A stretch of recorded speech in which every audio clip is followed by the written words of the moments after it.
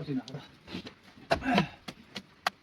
कहाँ क्यों बोल के चले वाला था बोल कि तर त्यो गरेर भिजे पो भाइ बोल्नु त बोल्छ तर भिज्यो त त्यहाँ त भित्र बसिन हेलो नमस्ते तपाईहरुलाई आज देखाउन गइरहेको छु आज चाहिँ सेलरोटी पोल्नु हुँदैछ हाम्रो भान्जीले यता भाउजू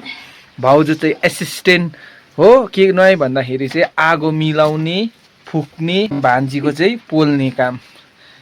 यहाँ यसरी छ हाम्रो गाउँले जीवनशैली चाहिँ यसरी चल्दैछ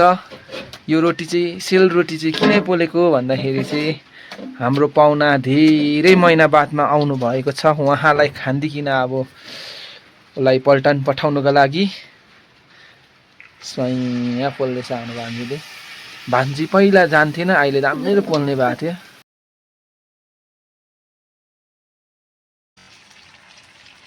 तीनवटा एकै पोल्थ्यो दिदीले त हैन मलाई डर लाग्यो नि आगो हेर्दा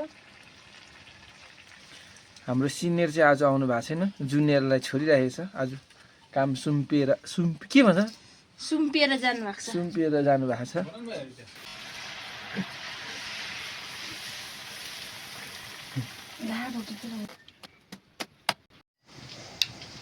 खानु त नखाने हो भिडियोमा नखाने हो खानु न मजाले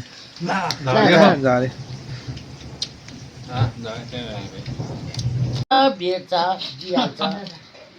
कति दुईजना खाइरहेको होइन कि चिया कपमा हालेर मकै रोटी